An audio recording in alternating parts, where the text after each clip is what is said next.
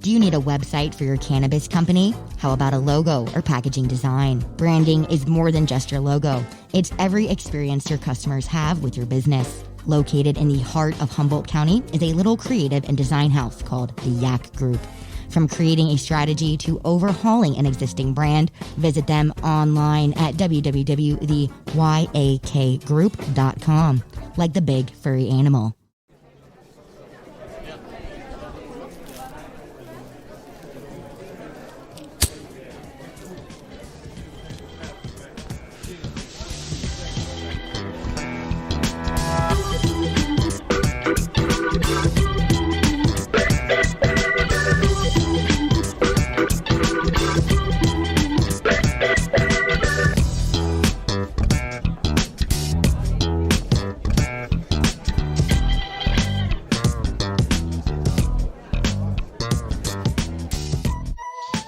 Hello, everyone, and welcome to another episode of the Deadhead Cannabis Show. I'm Larry Mishkin of the Hoban Law Group.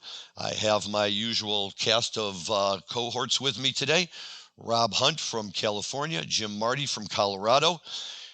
We have a great show for everyone today. Lots of good Grateful Dead stuff to talk about, including the anniversary of Brent Midland's first show with the band, some other music that's floating around out there that we want to touch on. And we are very hopeful that we will be joined later in the show by our guest today, Mark Thomas, the owner of The Alley in Chicago, a very, very well-known head shop. And as I will joke around with him, we like to say that everyone in Chicago bought their first bong from Mark, and we are hopeful that he will be able to join us today. He's a long-standing member in the cannabis industry, an original member of NORML, and got some good stories to tell. But in the meantime, we've got plenty of things to talk about. Let me say hi first to my co-host, Jim Marty in Colorado. Jim, how you doing today? Very good. Yep. Got lots of things to talk about. Wonderful, wonderful. And Rob, how are you doing out there in sunny California? I'm doing great, Larry. How you doing today? Excited for another good show. Yeah, so am I. There's a lot of good stuff for us to talk about today, all very exciting, and looking forward to diving into it. So let's start with this. Jim, for better or for worse, you're the old man in the group, so we're going to go to you first, because you are the only one amongst us who can say that you bridged the gap between Keith Gauchow and Brent Midland.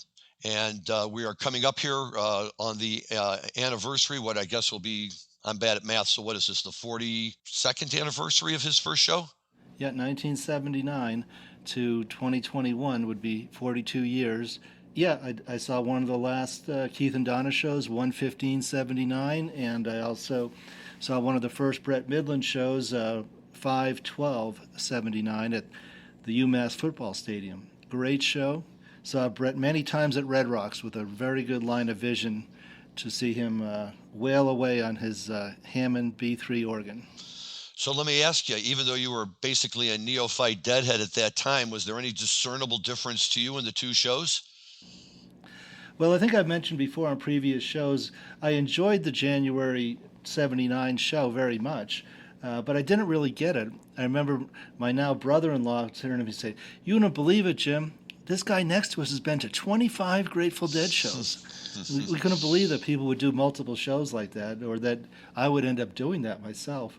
But the UMass show was great. Wonderful drum solo. We got a terrapin. I just listened to it recently. I forgot how good that show was, but a great first set, Jack Straw. So we had a lot of fun. Had a lot of fun at that show, and it was very memorable for me because I graduated from UMass a week later in that same football stadium, got my diploma, and we're surrounded by all our college friends of 4 to 5 years up at UMass, and it was kind of the last time we were all together, and we all went our separate ways in life after the graduation. So it was a very memorable show for me. In fact, I think I sent you guys a picture of my now spouse and myself at that show. Okay, a young Jim Marty who knew back then even what he liked music-wise.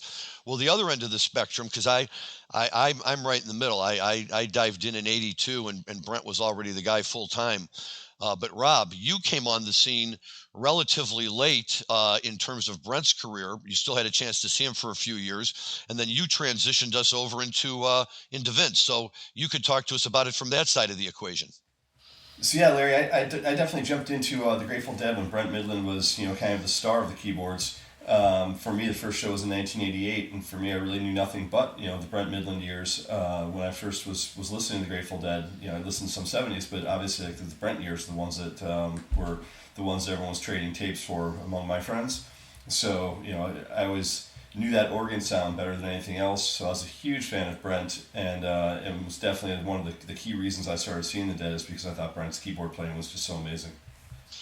It was the amazing keyboard playing because he really had that talent, and that's what drove my wife to him. She just loved to sit there and listen to him play those little interludes where, he would just drop something into the middle of the song at the right place at the right time.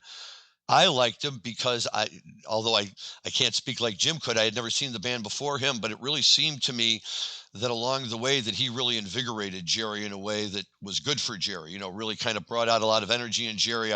I'll never forget when they broke out Dear Mr. Fantasy at Red Rocks, and it was, basically just the two of them sitting there trying to push it through. And, Jerry had a big old smile on his face, and he and Brent were clearly enjoying themselves. And that was great to see. I think they really worked well off of one another.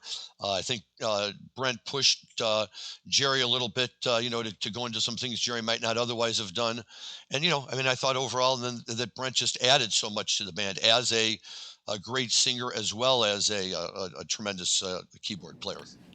Dear Mr. Fantasy, Hey Jude reprise, correct? I believe that's correct. Yeah, and initially I think they just did it as independently as Dear Mr. Fantasy, and then they started entering the Hey Jude reprise back in 1988, and they started doing that for about a year and a half, 2 years.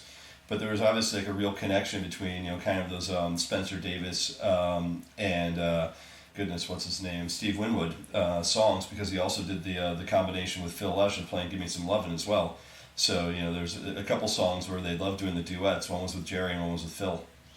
Yeah, and it was great. It really got the sense that Brent really fit in. The band members all really seemed to like him. He had a good sense of humor. If any of you who've ever seen that the video from the 1980 tapings in Radio City Music Hall, and it starts off. It's Franken and Davis, and it starts off at the very beginning. They're trying to get Brent Midland to introduce them, and he walks out. He goes, "I don't know these guys. I'm brand new. I don't know why they're here, but they told me I had to introduce them." And I thought, this is great. I mean, here's a guy who's really the new man in the group, and he's going out in front and poking a little fun at everybody, and everybody seemed to be okay with that. So, but I think we've also talked about, right, that it's generational and kind of the grass is always greener. I never got to see Keith, so I was wondering what that was like. And my younger brothers, who by the time they got into it, they didn't really get to see Brent. They were all seeing Vince, and their friends were all seeing Vince, and I would go visit them in school. And when they would hear that I saw Brent, oh my God, you got to see Brent Midland. That's so amazing. And I'm sitting there thinking, yeah, kind of. I mean, it's absolutely amazing, but I mean, it's not like I saw Pigpen or anything, but to them it was. And, that was always a very, cool thought too. I really enjoyed that. And I think it's cool, Larry, that you brought up the fact that the Dead did put Brent right out in front, right in the beginning. So you think a lot of bands would say, okay, let's take a little bit of time, get to feel how you're playing, but almost right away they let him put out songs like Tons of Steel and a couple other songs initially. Obviously, he got his heyday on the Built to Last album, where I think 4 out of the 9 tracks were Brent tracks. So it's at that point when he was doing Blow Away and We Can Run and I Will Take You Home. I mean that album in many ways was a Brent Midland album. So there was a period of time there where they kind of let him kick it off and then played a lot of their standards and went right back in and started really letting Brent take the reins, which was really the tragedy of watching him pass away in 1990.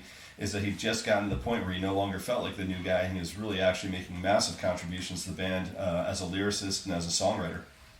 It's an untold tragedy in the band that never received the same proper amount of attention. Clearly, maybe not as much as when Jerry died, but to me, I saw that as a staggering loss for the band, and give Vince Welnick credit for it. And we've talked about him already, coming into a tight situation and really making the best of it and certainly filling in ably on the back end. But I agree with you, Rob. I think that at that point, Brent had really come into his own, and they had a tremendous future with him doing it. And the irony that unfortunately we here in Chicago all have to live with is that first Brent and then subsequently Jerry wound up playing their last shows in this city, and then they both went home and eventually died from their addictions, which was really, really too bad. But we take him for what he was. We have his music to listen to, and well worth taking the time today to to note who he was and the role he played in the band. Yeah, what I thought was interesting on one of our previous shows when we had Vince Welnick's associate on, that Jerry didn't want Vince doing the Hammond B3. He wanted him to stay on that jazzy flat keyboard. I thought that was an interesting story. Right, the B3 died with Brent. That was the end of it for the band, and that was really, I love the B3 sound. And we've all talked about being there in the midst of a hot show, and we're all off in another space watching that little wheel at the bottom of the column spin around like crazy, and you knew that Brent was just cranking it out. And when he would get going, boy, that he could drive up the energy in a show like nobody's business. So it is a shame. There's never going to be another one like him, but at least we have him around, and we can talk about him all the time. Gentlemen, I would like to switch topics here very quickly because I see that our guest, Mark Thomas, has been able to join us. We are very, very excited about this. As I indicated at the outset of the show, Mark is a little bit of a cannabis legend here in Chicago. As the owner of The Alley, located right in the heart of Wrigleyville at Belmont and Clark Street, just a hop, skip, and jump away from the red line at the Belmont station right there. And you will find most guys living in the Chicago metropolitan area, which is a pretty large area, who are, generally in our age group. So, from Rob being the baby of the group up to Jim being the senior leader. If you reach out to those people who all smoke marijuana and you ask them where they bought their first bong or their first piece of paraphernalia, 95% of them are going to tell you The Alley. And they might even tell you The Alley even if they didn't buy it from there because they wished they would have bought it from there. That's the kind of power that this place has had in Chicago. When I moved here in the early 1980s, I had heard of it and I would go by from time to time, but yet here we are, almost 40, 50 years later, and people still talk about it. Fathers bring their kids there. And, if you're going to go to a game at Wrigley Field, it's a nice side trip to run over to The Alley really fast and take a look in. And Mark Thomas is the guy behind all of it, and he has joined us today.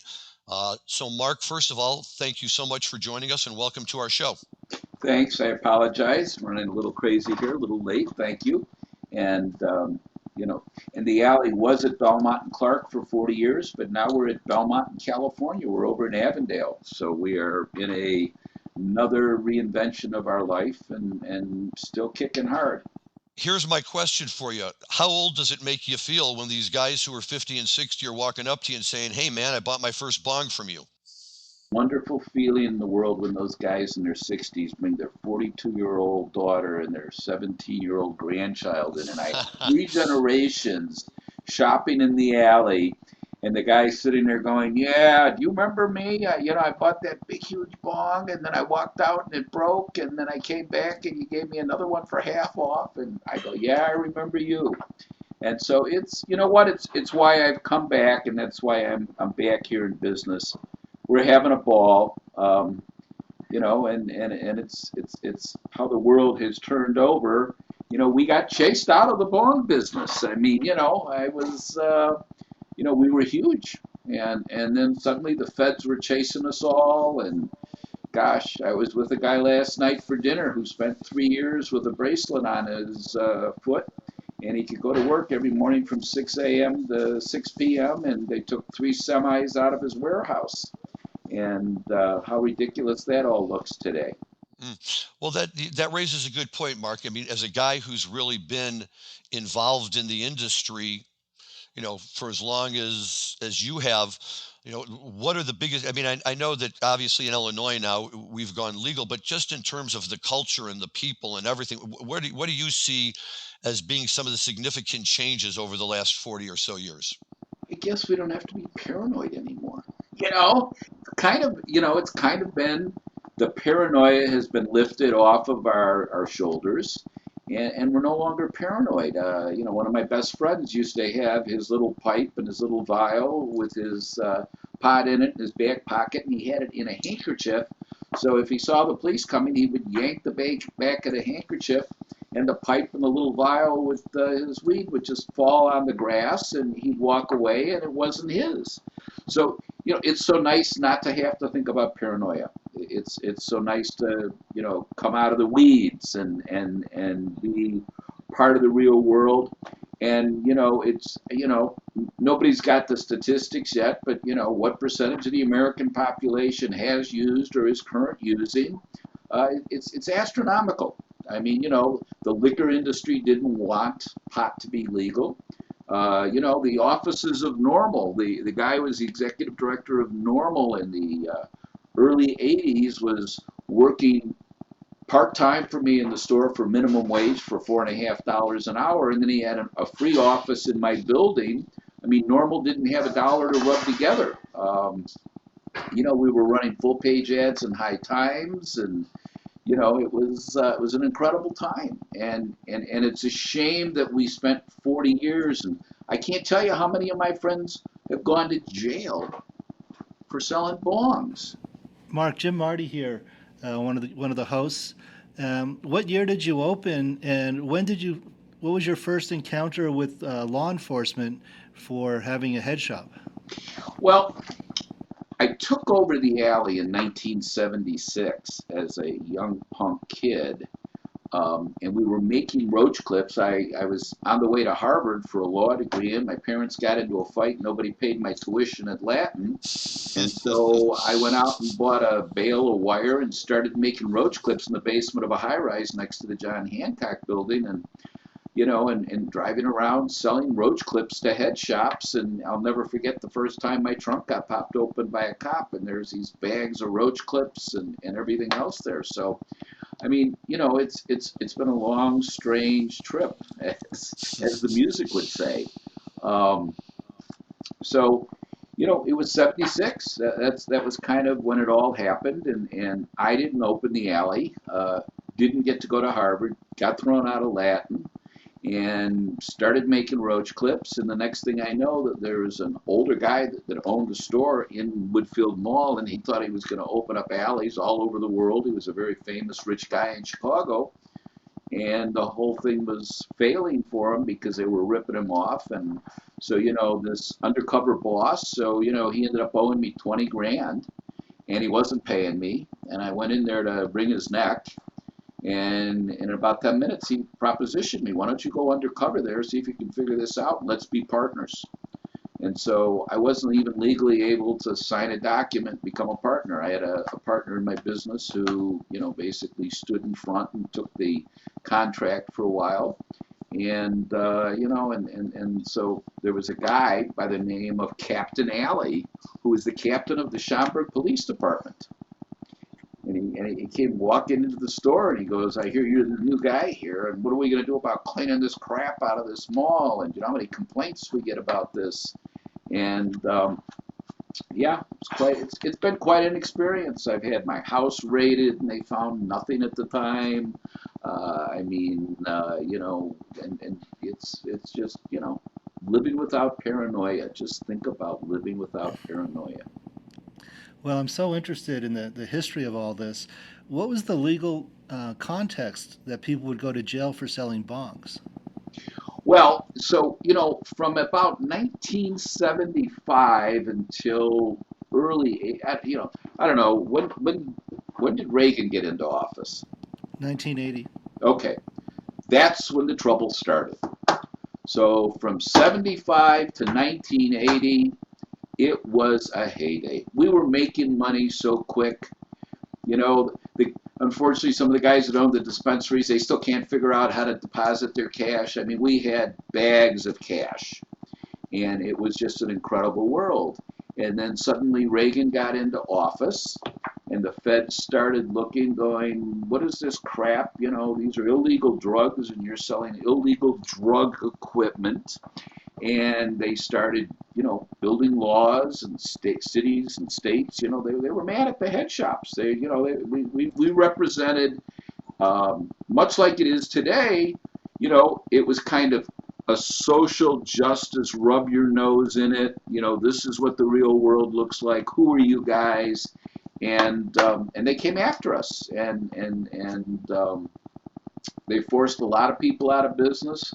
I had a lot of friends that got arrested. I mean, God, the guy that I was with last night, he lost $2 million in inventory. It took him 3 days and 3 semis to clean his warehouse out. And then, like I said, he wore a bracelet on his ankle for 3 years.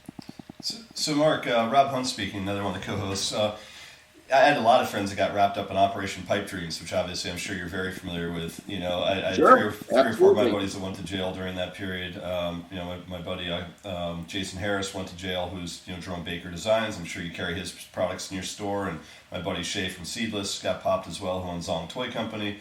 Tommy Chong went down in that one as well, which thank goodness he did, because it gave us the Wolf of Wall Street as a result. It's a good story coming out of a bad one.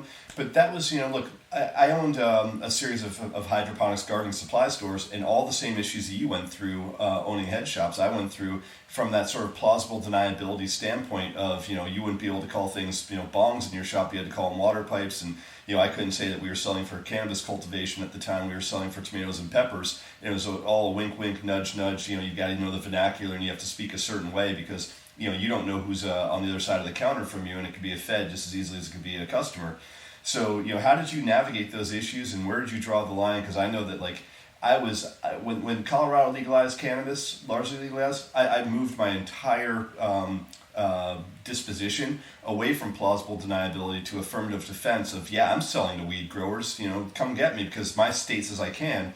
When did you make the determination where you said, I'm no longer putting up with this nonsense, and how did you handle it before that?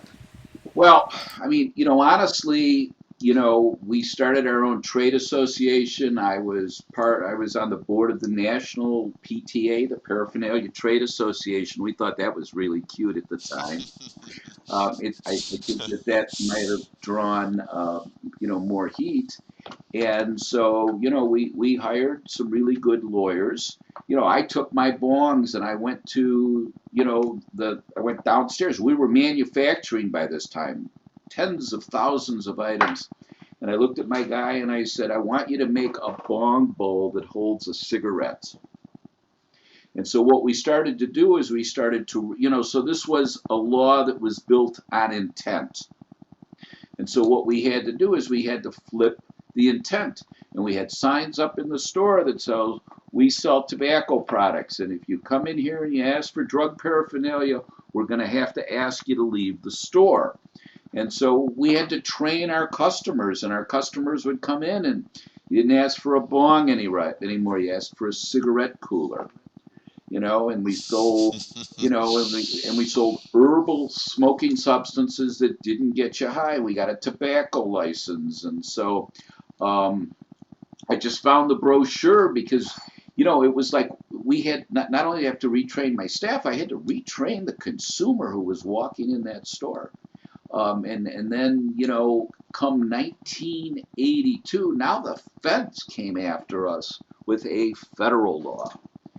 And I decided I just wasn't going to fight the federal government, that I just, couldn't see going to jail. We had slipped into this punk world lifestyle, so the shop was kind of half pipes and half punk. And so I sold off all my manufacturing equipment, my trademarks, my patents, and we converted the alley into this lifestyle store. And by the way, later on we got into the cigar business. I went to Nicaragua. I made my own cigars. We built brands. We built a sex store. We built a jewelry store. I mean, and so it just forced us to be creative and change what we were doing.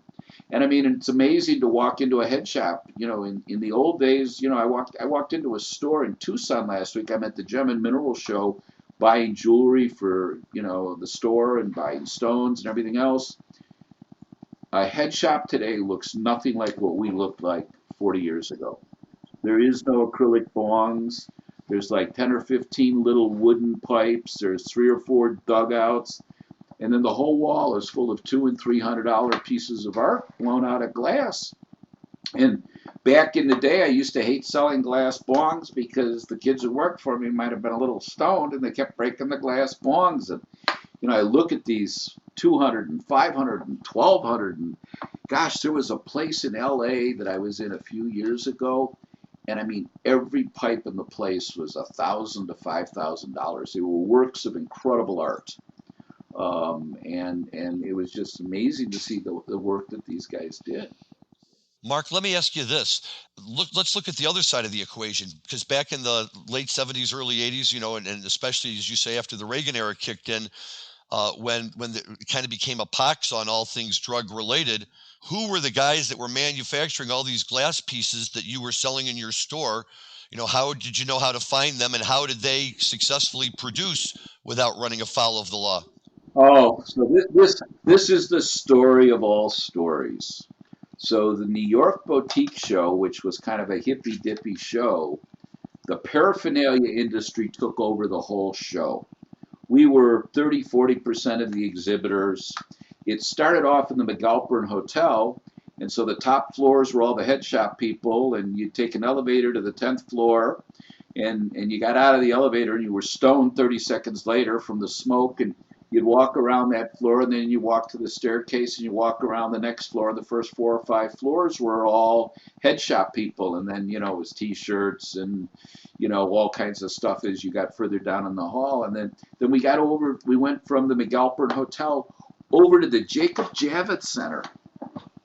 And there was 1,000 booths by then, and maybe 800 of them were clothing, but the head shop guys were all up in front.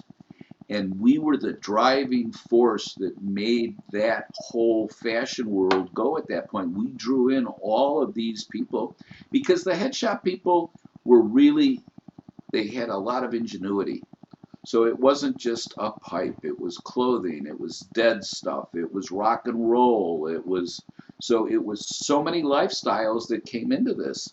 And it was just incredible. And I was running full page ads in High Times magazine, and we weren't just doing, cannabis stuff. We were doing other stuff. And High Times used to send their limo for the full page advertisers to pick you up when you landed.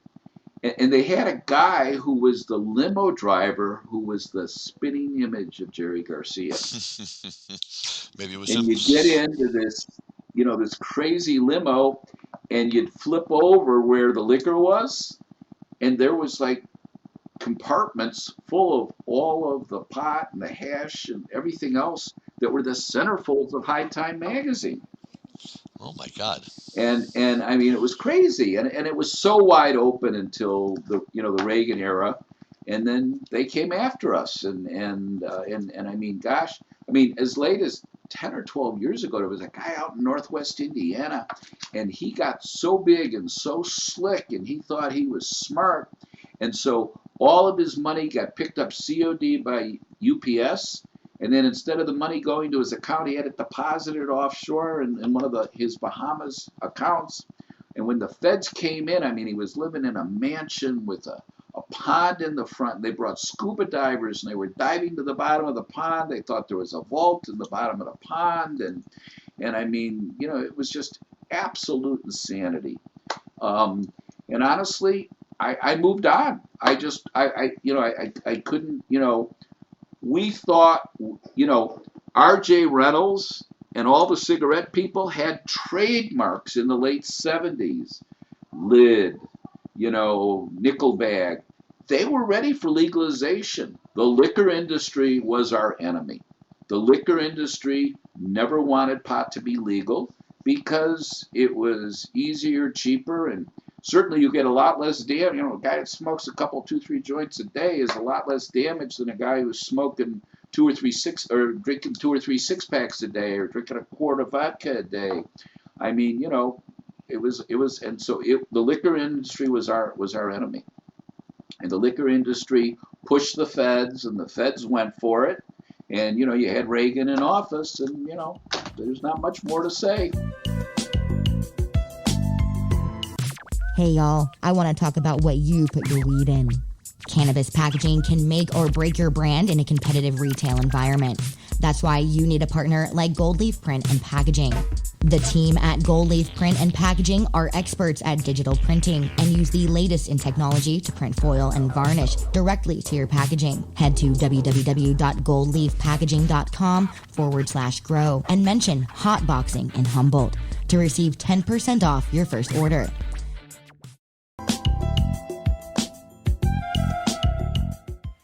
So what was that like in Chicago? Because I always think of Chicago as being such an alcohol-driven town. From the days of Prohibition all the way through, the relaxed rules about how late bars could stay open, and just the fact that whole town is kind of driven by alcohol consumption. I gotta think for you to be a counterculture figure in the '70s and '80s, kind of bucking the alcohol system, was probably a double whammy based on your location. It was big alcohol. So, everybody knew that people were out back smoking a joint behind the bars and then walking back in and having a cocktail. I mean, my God, my first job, my one and only job was working in Piper's Alley in Old Town. And we used to hide in this little gangway between where I think it's the Walgreens now and the building next door. And eventually, Belushi and Aykroyd took this building at the end of that little gangway and turned it into the Blues Brothers bar. It was like a private bar for all the guys. And we used to sit in that little gangway. We'd be smoking a joint, and Belushi'd walk up and he'd grab it out of your hand and go, hand it back, thanks, man. And he'd walk away. I think you have to let him know that you had good proximity to Second City, right? Well, we did. And so, Second, I mean, listen, the culture that we are today existed in the 60s and the 70s, and it was crushed by the liquor industry and everybody else, and the tobacco industry got really unhappy with us. So, I got into the cigar business. I went to Nicaragua and we made cigars. I had some of the finest cigars in the world. And, if you happen to carry an unusual shaped wooden pipe in your fine cigar store, there were fine cigar manufacturers that would walk in and they'd look, and if they saw a left-handed pipe, as we called it, they'd pull your line. They didn't want the association with marijuana. And suddenly you couldn't get a hot-selling cigar line. So, back then I had to make a choice. And you know what? I've had a wonderful life. And when people write me emails and texts and they say, there were a lot of people who thought I was a weirdo.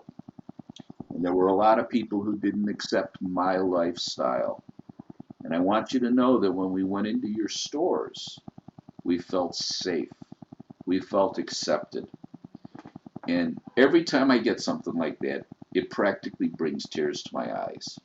Because that's what we were all about. And you see what's going on with social justice in our world today.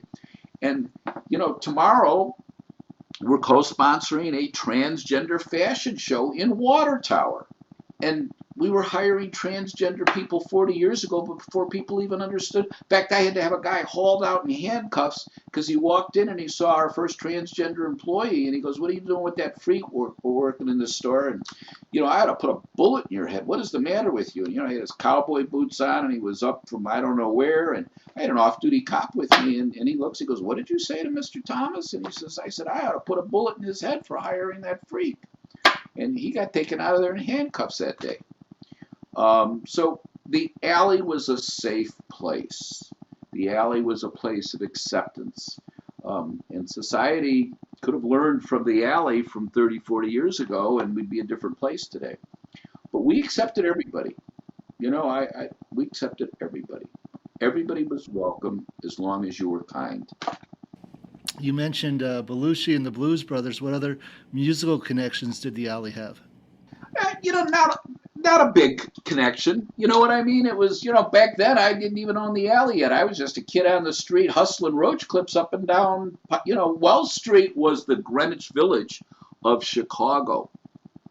And then when I took over the alley in Woodfield, because the guy owed me 20 grand, and eventually I took the store over, it was what you now call a debt for equity swap. Back then it was like, I'm going to take your business over, or you got to give me 20 grand in cash. And he couldn't figure out how to run it. And he said, go, do whatever you got to do. And we ended up splitting and being, God, I was a 20-year-old kid, and he and I split $500,000 the first year I ran that store in that partnership with him.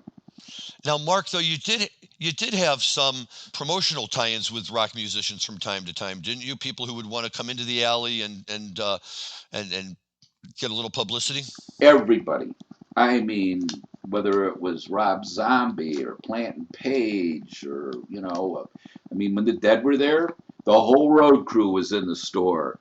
I mean, Bono was in the store. I mean, we have a building today with 110 music and art studios. 40 years ago, Al Jorgensen from Ministry was in our building on Lake Street. When he came through here a year ago and he was doing his book signing tour, he called me up and he said, "Can you help promote my book signing tour?" I mean, the guy used to be my tenant 40 years ago. So yes, the rock industry, and then we did licensing, and we did stuff for the Rolling Stones and the Beatles, and we made belt buckles, and we made incense burners, and we made wall plaques, and the Misfits. Jerry Only from the Misfits used to do in stores. We would have people lined up from the front door of the alley all the way down the block through Dunkin' Donuts onto Belmont. Hundreds of people waiting in line to meet the guy and get an autograph. It's amazing. I mean, these are great stories, great memories, and the best part about it is you're a survivor, and here you are on the other end of it, and you can tell all those stories, and there's a lot of people today, who've grown up in this much more permissive society, and especially where we're at now, who just can't really get their heads around, the types of situations you used to face back then, just trying to participate in this industry. Yeah, there was a record store called Flipside, and they were the test case, and it practically bankrupted me. The guy that owned Adam's Apple and Job Papers, and I and a couple other people, and I threw so much money into the kitty. We took that case all the way to the Supreme Court and got our asses kicked. And it was a bad lawyer, and he didn't understand intent. So it was quite. Listen, it's been for a kid that could have gone to Harvard. I was at Latin school. Nobody paid the tuition. I started making roach clips. I've traveled 4 million miles all over the world. I've had a life of just incredible experiences. Now, have you had any of the current license holders in Illinois or other places, seek you out for licensing opportunities, or to get to kind of, jump onto the alley name and the recognition factor with it? Well, you know what? Actually, we've just been doing trademark work trying to protect tobacco stuff for the alley's names and for some of our sub brands in preparation for that. And, listen, at a certain point, cannabis is going to become like bread, butter, and milk. And there's going to be more product than there is demand. And so at that point, and probably earlier on for some of the small boutique growers that are coming in, they need a brand. They need somebody they can believe in. And so I think that the alley is somebody people can believe in, and they can be comfortable, and they remember these good times. And so we're working really hard towards licensing and getting prepared for that. Absolutely. What are you selling right now the most of? Are you selling like a lot of Grav, a lot of Roar? Like which products are hitting for you? No, number one item in the store is leather motorcycle jackets, leather vests. Number two item in the store are the craziest, funkiest platform shoes you've ever seen in your life. And listen, it was goth, it was this. Today it's just streetwear, and shoes and leathers is where the money is. It's bigger dollar items. We move tons of it, and by the way, I had 20, 30 competitors in a 3-block area 30 years ago. Today, I'm the last guy in 400 or 500 miles where you can walk in and buy this crazy pair of boots and, the selection of leather. Just came from Tucson. I bought 15,000. I bought back just bags of silver jewelry. Where can you walk in and buy the stuff we sell anymore? I'm the last man standing. So you're the king of counterculture in the city of Chicago. And we are the king of acceptance, and we all need to learn from the experiences of the alley that we need to accept each other, and we need to be safe, and you know what, and it's listen, I learned in therapy 30 years ago, good and bad were not good terms, because there was a winner and a loser. Different was a term. I'm not good. I'm not bad. I'm different. And different's a big deal. Mark, you said that you had one of the founders of Normal working for you. Was that Keith Strupp? Because I know he was at Chicago-Urbana or Illinois-Urbana for school. Was that the person that was working in your shop for a while, or who did you have from, that was the executive director of Normal? I can't remember the kid. He was in law school here. He was in John Marshall. And I ended up buying his roll-top desk from him. He needed money to eat, and I bought his roll-top desk. Don't remember him. I got a picture of him in a photo album somewhere, and it was crazy. They couldn't even afford an office in Chicago. They weren't paying him. He was a volunteer executive director for Normal in Chicago. And I guess you guys would know better than I don't know, Larry, is Normal a well-funded, active organization today? Sure. Oh, yeah. Yeah, they've got offices all over the place. We still have active offices in Chicago, Illinois, but they're still a very strong force nationally. They have an annual legal conference in Aspen, Colorado that I had gone to for a number of years until the last couple with the pandemic and everything. But, yeah, they're still out there, and they're still trying to fight the fight. Yeah, and we believed, and we weren't wrong, we were right, but it got to the point where, gosh, there was a guy by the name of Marty Millman. He owned a company in Philadelphia, MSA. His older parents had lent him money to open up, and they were shareholders with him. And when the feds came in, they looked at him and they said, you can plead guilty to this, or we're going to put your 75-year-old parents in jail for the balance of their life. Okay? And so they brutalized this guy. I mean, what are you going to do? Send your parents to jail? So he signed a consent decree. They took all of his merchandise. He changed his business. They put him in jail for, 2.5, 3 years, but they let him out every day. Again at 6 a.m. and he drove to work and he had to be back at 6 p.m. And he didn't have any options. He had to save his parents' life. They weren't going to make it in jail, and so he went to jail every day and slept. And he came back and ran the business. And a lot of us got out of the pipe business. The guy I was with last night, he became one of the top 5 guys in America when it came to 50 Shades of Grey merchandise, and just like we were trying to enlighten people with marijuana, then we started to enlighten people with sexuality, and it was okay. Sex was never a 4-letter word. Neither was pot.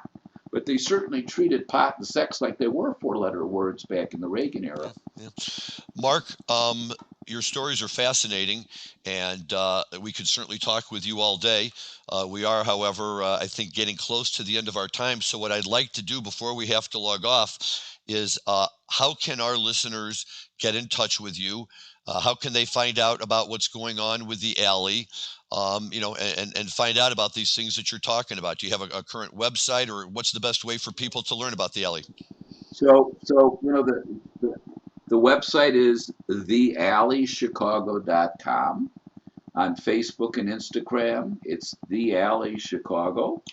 And, if you want to interact with me, you send an email to daboss, DABOSS, at thealley.com.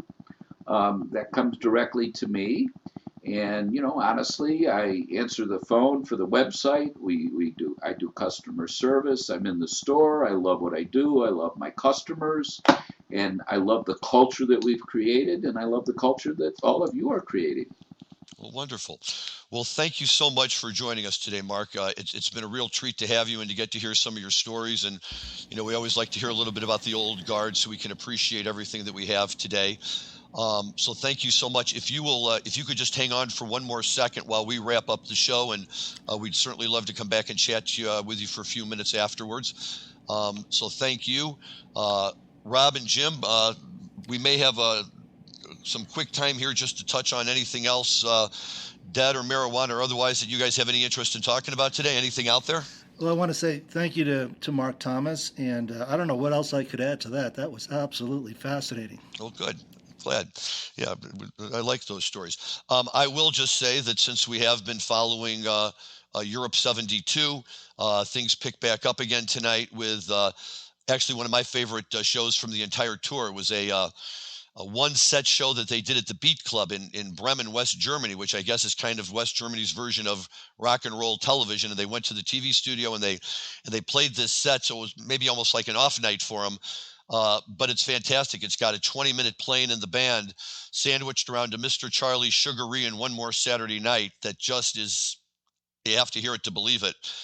So even on a night when they weren't out in front of a live audience, they were just rocking and rolling on that tour. And, the exciting part is, this is only about the seventh show of the whole tour, so we still have lots of good stuff to go. Very excited about that. We still have to one of these days talk about the 50th anniversary of Skull and Roses, but we'll leave that for a day when we have enough time to do it. What about you, Rob? Anything else? I mean, we're overlooking the obvious one, Larry, which is that we have not talked about Happy 420 a single time on this episode. How do we go through a Deadhead Cannabis show that we're taping the day after 420 and not say Happy 420 to all of our listeners out there? Obviously, I think at this point, 420 is kind of just a common holiday, but from a counterculture perspective and going back to kind of all the things that Mark did, this is, I think, probably the 27th 420 that I've celebrated, all the way back from the mid-90s, back, when no one actually knew what 420 was. And then if you actually go all the way back in history, back to the mid-70s when the Waldos were first coining the phrase in San Rafael, what an amazing thing that, four guys that all went to high school together have created something that worldwide now is known as a holiday for pot smokers around the world. So to all of you guys out there, I hope everyone had a really, really happy 420. And, as Jim would point out in just a second, we saw record sales again for another year on the 420 holiday. And I think we'll continue to see this to be the biggest day of cannabis smoking worldwide for years to come. So thank you to the Waldos for creating something as amazing as 420 is. Yes, I guess yesterday's one-day sales were 173 million, or maybe that was for the week leading up to it, but that was Colorado, California, Nevada, and Washington, I believe. Maybe Oregon, too. It really is unbelievable, and I'm going to just fess up and admit to being an old guy. So I go to the dispensary, the day before or 2 days before when they've already got the 420 sales going on. But you beat the crowd, you get in, you get out, and then on 420, I can just do my thing without fighting the crowds down at the dispensaries. But yeah, it is a lot of fun, and it's we're now at the point, Rob, you said 27 years. Well, my oldest is 29, my youngest is 19. They fall right in the middle of all of this, and so now even in my house, it's become an event, and it's just interesting to see. I think it's one more example of what everybody called the counterculture back in the day. But it must not be too counter, because even though our parents weren't necessarily into it, our kids sure as heck are into it.